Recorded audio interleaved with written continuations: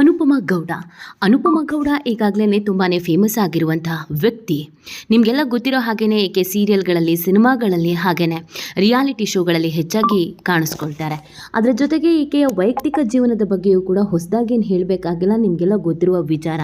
ತಾಯಿ ಮತ್ತು ತಂಗಿಯನ್ನು ನೋಡಿಕೊಳ್ಳುವ ಮತ್ತು ಅವರಿಗೂ ಒಂದು ಭವಿಷ್ಯವನ್ನು ಕಲ್ಪಿಸುವಂಥ ಒಂದು ದೊಡ್ಡ ಜವಾಬ್ದಾರಿ ಈಕೆಯ ಹೆಗಲ ಮೇಲಿದೆ. ತಂದೆ ಬೇಗ ತೀರು ಹೋಗಿದ್ದರಿಂದ ಜವಾಬ್ದಾರಿ ಈಕೆಗೆ ಆದಷ್ಟು ಬೇಗ ಹೆಗಲೇರಿದ್ದು ನಿಜವಾಗ್ಲೂ ಕೂಡ ಆಕೆ ಕಷ್ಟ ಆದ್ರೂ ಆಕೆ ಅದನ್ನು ಛಲ ಬಿಡದೆ, ಹಠ ಬಿಡದೆ ಇವತ್ತು ಈ ಇಂಡಸ್ಟ್ರಿಯಲ್ಲಿ ಇಷ್ಟರ ಮಟ್ಟಿಗೆ ಹೆಸರು ಮಾಡಿ ಫೇಮಸ್ ಆಗ್ತಾ ಇದ್ದಾರೆ ಅಂತಂದರೆ ಅದಕ್ಕೆ ಆಕೆಗೆ ಕಾರಣ. ಆಕೆಗೆ ಗಾಡ್ ಫಾದರ್ ಅಂತ ಯಾರೂ ಇರಲಿಲ್ಲ, ಆಕೆಗೆ ಸಪೋರ್ಟಿವ್ ಅಂತ ಯಾರೂ ಇರಲಿಲ್ಲ. ಅವಮಾನಗಳು, ಸಾಕಷ್ಟು ಕಷ್ಟ, ಬೇಸರ ಇದೆಲ್ಲವೂ ಇದ್ದರೂ ಕೂಡ ಎಲ್ಲವನ್ನ ಮೆಟ್ಟು ನಿಂತು ಇವತ್ತು ಕನ್ನಡದ ಟಾಪ್ 5 ಆ್ಯಂಕರ್ಗಳಲ್ಲಿ ಈಕೆ ಕೂಡ ಒಬ್ಳು ಅನ್ನೋದು ಖುಷಿಯ ವಿಚಾರ. ಅನುಪಮಾಗೆ ತುಂಬ ಜನ ಫ್ಯಾನ್ಸ್ ಇದ್ದಾರೆ. ಮಾಡಿದ್ದು ಒಂದೆರಡು ಸೀರಿಯಲ್ ಇರ್ಬೋದು, ಒಂದೆರಡು ಸಿನಿಮಾ ಇರ್ಬೋದು, ರಿಯಾಲಿಟಿ ಶೋಗಳು ಒಂದು 3-4 ಇರಬಹುದು. ಆದರೆ ಆಕೆಯ ವ್ಯಕ್ತಿತ್ವಕ್ಕೆ ಮಾರಿ ಹೋದವರು ತುಂಬ ಜನ ಇದ್ದಾರೆ. ಆ ಕಾರಣಕ್ಕೆ ಆಕೆ ಪರ್ಸ್ನಲ್ ಆಗಿ ಯಾರಿಗೂ ಗೊತ್ತೇ ಇಲ್ದಿದ್ರೂ ಆಕೆ ಚೆನ್ನಾಗಿರಬೇಕು, ಆಕೆ ಲೈಫಲ್ಲಿ ಎಲ್ಲವೂ ಒಳ್ಳೆಯದೇ ಆಗಬೇಕು, ಆಕೆ ಕೂಡ ಜೀವನದಲ್ಲಿ ಸೆಟಲ್ ಆಗಬೇಕು, ಗಂಡ ಮಕ್ಕಳು ಸಂಸಾರ ಅಂತ ಇರಬೇಕು ಅಂತ ಕನಸು ಕಾಣ್ತಾ ಇರೋ ಆಕೆಯ ಅಭಿಮಾನಿಗಳು ಎಷ್ಟೋ ಮಂದಿ ಇದ್ದಾರೆ. ಇದೀಗ ಅನುಪಮನೆ ವೇದಿಕೆ ಮೇಲೆ ಕೊಟ್ಟಂಥ ಒಂದೇ ಒಂದು ಸ್ಟೇಟ್ಮೆಂಟ್ ಸಿಕ್ಕಾಪಟ್ಟೆ ವೈರಲ್ ಆಗ್ತಾ ಇದೆ.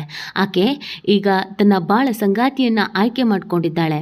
ಇನ್ನು ಮೇಲಾದರೂ ಜೀವನ ಚೆನ್ನಾಗಿರಲಿ, ಅದು ತುಂಬ ಚೆನ್ನಾಗಿ ಈಕೆಯನ್ನು ನೋಡ್ಕೊಂಡ್ಲಿ ಅಂತ ಈಕೆಯ ಬಗ್ಗೆ ಮಾತನಾಡ್ತಾ ಇದ್ದಾರೆ. ಕಾರಣ ಆಲ್ರೆಡಿ ಅನುಪಮದು ಲವ್ ಫೇಲ್ಯೂರ್ ಆಗಿತ್ತು. ಅದೇ ಹುಡುಗನ ನೆನಪಿನಲ್ಲಿ ಇಲ್ಲಿವರೆಗೂ ಇದ್ದಾರೆ ಅನ್ನುವಂಥದ್ದು ಬೇಸರ ಅವರ ಅಭಿಮಾನಿಗಳಿಗೆ ಇತ್ತು. ಯಾವಾಗಲೂ ಪ್ರೀತಿಯಲ್ಲಿ ಹುಡುಗರು ಮೋಸ ಹೋಗ್ತಾರೆ, ಹುಡುಗಿಯರು ಮೋಸ ಮಾಡ್ತಾರೆ ಅನ್ನೋದೊಂದು ಟ್ಯಾಗ್ ಲೈನ್ ಇದೆ. ಆದರೆ ಅನುಪಮ ಪ್ರೀತಿಯಲ್ಲಿ ಅದು ಯಾರು ಮೋಸ ಮಾಡಿದ್ರು ಅಥವಾ ಮೋಸ ಮಾಡಿಲ್ಲ ಅನ್ನೋದಕ್ಕಿಂತ ಅನುಪಮ ನೋವನ್ನು ಅನುಭವಿಸಿದ್ದು ಮತ್ತು ಆಕೆ ಇಲ್ಲಿವರೆಗೂ ಸಿಂಗಲ್ ಆಗಿ ಇದ್ದಿದ್ದು ತುಂಬ ಜನಕ್ಕೆ ಬೇಸರ ಆಗಿತ್ತು.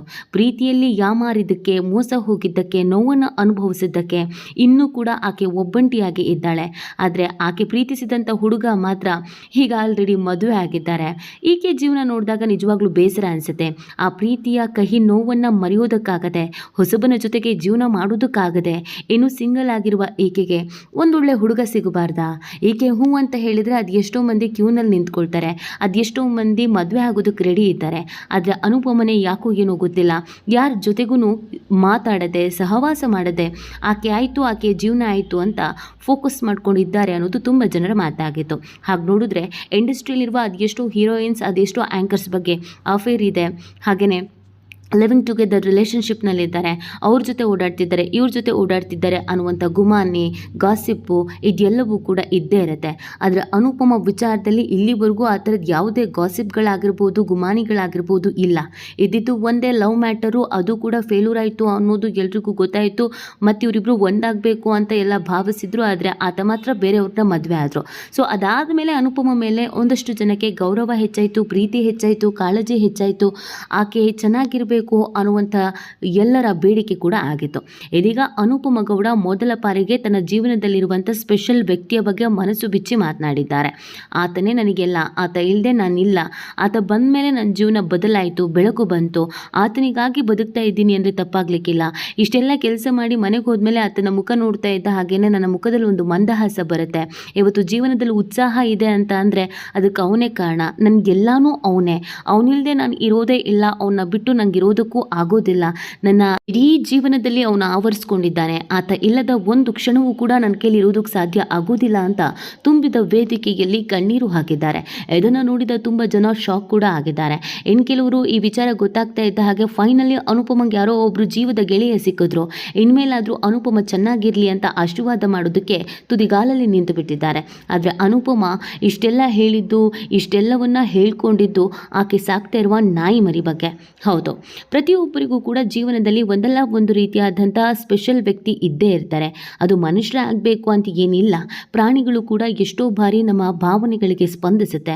ನಮ್ಮ ಭಾವನೆಗಳಿಗೆ ಸ್ಪಂದಿಸುವ ಒಂದು ಜೀವ ಇದ್ದರೆ ಸಾಕು, ಅದೆಷ್ಟೋ ಮನಸ್ಸಿಗೆ ಉಲ್ಲಾಸ ಅನಿಸುತ್ತೆ, ನೆಮ್ಮದಿ ಅಂತ ಅನಿಸುತ್ತೆ. ಅನುಪಮ ಬಾಳಲ್ಲೂ ಕೂಡ ಅದೇ ಇರೋದು. ಆ ಮುದ್ದಾದ ನಾಯಿ ಮರಿ ನನ್ನ ಮಗು ಅಂತ ಎಷ್ಟೋ ಬಾರಿ ಅನುಪಮ ಹೇಳ್ಕೊಂಡಿದ್ದಾರೆ. ನಾನು ಅದನ್ನು ನಾಯಿ ಅಂತ ನೋಡ್ತಾ ಇಲ್ಲ, ನನ್ನ ಮಗನಂತೆ ನಾನು ಸಾಕ್ತಾ ಇದ್ದೀನಿ, ನಾನು ಅದನ್ನು ದತ್ತು ತೆಗೆದುಕೊಂಡಿದ್ದೀನಿ. ನನ್ನ ಇಡೀ ಜೀವನ ಆತನ ಮೇಲೆ ನಿಂತಿದೆ ಅನ್ನುವಂಥ ವಿಚಾರವನ್ನು ಹೇಳಿದರು. ಇದನ್ನು ನೋಡಿದಾಗ ತುಂಬ ಜನ ಭಾವುಕರೂ ಆಗಿದ್ದಾರೆ. ಪ್ರಾಣಿ ಪ್ರೀತಿ ಮಾಡುವವರಿಗೆ, ಪ್ರಾಣಿ ಪ್ರೇಮಿಗಳಿಗೆ ಅದರ ಭಾವನೆಗಳು ಅರ್ಥ ಆಗತ್ತೆ. ಅಯ್ಯೋ ನಾಯಿನ ಅನ್ನೋರಿಗೆ ಆ ಭಾವನೆಗಳು ಅರ್ಥ ಆಗೋದಿಲ್ಲ.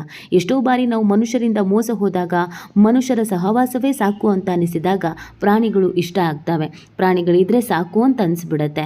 ಆ ಕಾರಣಕ್ಕಾಗಿ ಅನುಪಮ ಕೂಡ ಯಾವತ್ತೂ ಮುದಾದ ನಾಯಿ ಮರಿ ಜೊತೆಗೆ ನನ್ನ ಜೀವನ ಚೆನ್ನಾಗೇ ಇದೆ, ಆತ ನಗಿಸ್ತಾನೆ, ನಾನು ಬೇಸರದಲ್ಲಿದ್ದಾಗ ಸಮಾಧಾನ ಮಾಡ್ತಾನೆ, ನನ್ನ ಜೊತೆಗೆ ಯಾವಾಗಲೂ ಇರ್ತಾನೆ, ನನಗೆ ಖುಷಿ ತಂದಿದ್ದಾನೆ, ಹಾಗಾಗಿ ಅವನಿಲ್ಲದೆ ನಾನಿಲ್ಲ, ನನ್ನ ಜೀವದ ಗೆಳೆಯ ಅವನೇ ನನಗೆ ಸರ್ವಸ್ವ ಅಂತ ಹೇಳ್ಕೊಂಡಿದ್ದಾರೆ. ಅನುಪಮ ಅವರ ಈ ಮಾತು ತುಂಬ ಜನಕ್ಕೆ ಅಯ್ಯೋ ಅಂತ ಅನಿಸಿದೆ. ಇನ್ನು ಕೆಲವರಿಗೆ ನಗುನೂ ಬಂದಿದೆ. ಈ ಹುಡುಗಿ ಏನಪ್ಪ ನಾಯಿನ ಹೀಗೆಲ್ಲ ಹೇಳ್ತಾ ಇದ್ದಾಳೆ ಅಂತ.